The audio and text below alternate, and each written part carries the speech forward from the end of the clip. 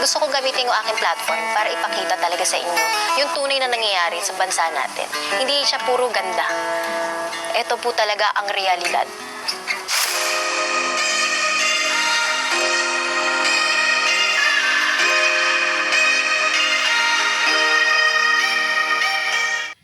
So, ako, support local farmers, support our local rice. Sana kung gusto nyong maparating bilang po mga farmer po, ano po ang sigaw nyo po? Dapat matulungan yung maliliit. Hindi lang po kami. Marami pong maliliit na farmers na kagaya po namin.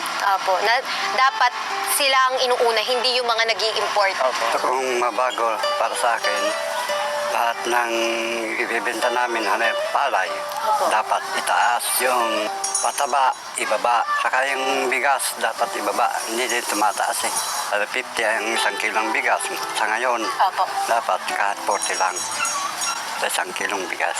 tama po. Ay kami, parang nga, bumibili na kami ng bigas sa 4 kilo. Nagkakasya din namin yung panaming magama. Ang layo po eh, ang benta nyo lang 14. 14. Panawagan ko po, madam, sana po yung mga nanunungkulan, makita po nila yung kaunahan tong may hirap, yung mga farmers, lalo na sa katulad po namin, na nangungutang lang, na para memor lang po kaming kabubuhay, madam. Huwag na po sana silang kumukuha ng maangkat sa ibang bansa ng mga bigas o sibuyas. Dito lang, madam, kayang-kaya na sapatan yung pangangailangan po natin sa mga pagkain po natin, madam. Kaya po nagpapasalamat po kami at dumating po kayo para makita niyo po yung gaano kahirap yung po mga nagsasaka. Salamat po, madam. Pagdating sa taas, malaman din nila yung hirap po rito. Gusto ko din po magpasalamat po sa inyo, sa inyong lahat po na pinapasok niyo po kami at pina-experience niyo po kami. Kahit po hindi niyo alam, ako yung pupunta po ay willing pa rin Naghain kayo. sila, sis. Di nila alam na tayo to, ah. Thank you po. Let's support our local farmers. And sana, mas tutukan talaga natin sila kaysa sa mga imported na bigas. Dapat mas minamahal natin ang ating mga local farmers kasi grabe yung hirap nila. At hindi sila na kumikita ng napakalaki. Alam mo yung pangkabuhayan na nga lang nila eh. So, ako, support local farmers, support our local rice. Sana walang mag-hoarding, walang magtago ng mga bigas, tapos imamahal, minamanipulate nila yung market. At saka, tingnan nyo po yung ating mga magsasaka. Wala silang ibang hinihiling kundi yung tama, yung nararapat, yung sapat, yung patas. Sana nga matutukan talaga natin ang agriculture. Pag sinasabi ko sa inyo, bumoto kayo ng tama. Huwag kayong buboto ng isang taong sa tingin nyo hindi kayo siguradong may magagawa sa bansa natin. From senators to mayors to everyone. Lahat yan, dapat maingat tayong boboto.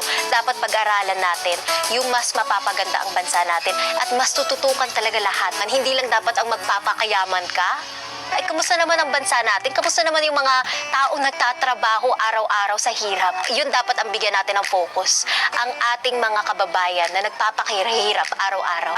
Doon ako magsusuporta sa mga taong makakatulong sa bansa natin. Yung mabibigyan tayo ng sapat na trabaho, sapat na pagkain. Magiging comfortable lahat, diba? Hindi yung puro dukot, puro kurap. Matulungan talaga natin yung mga taong nagtatrabaho. Nagpapasalamat kami. Gusto ko gamitin yung aking platform para ipakita talaga sa inyo yung tunay na nangyayari sa bansa natin. Hindi siya puro ganda. Ito po talaga ang realidad.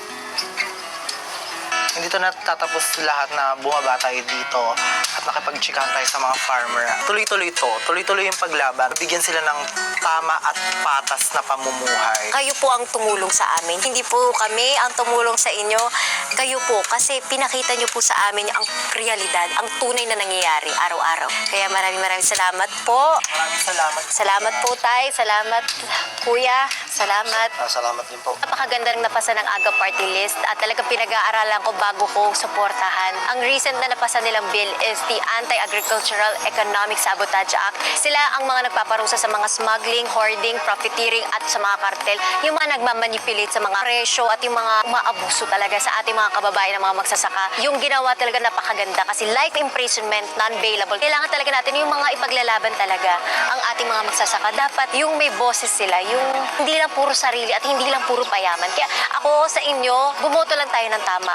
Yung nakikita, yung nafe-feel natin. So lahat tayo may mga decision tayo. Vote wisely, especially sa darating na election ngayon. Gusto ko lang i-share sa inyo yung mga nangyayari. Sino ang sa tingin mo ang may magagawang maganda para sa bansa natin? Sino sa tingin mo ang may maitutulong sa ating mga kababayan, yung ating mga magsasaka, yung mga nangangingisda, yung mga nagbababoy, nagmamanok.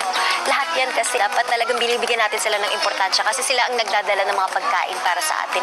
Kaya dapat sila ang suportahan natin, sila ang mahalin natin.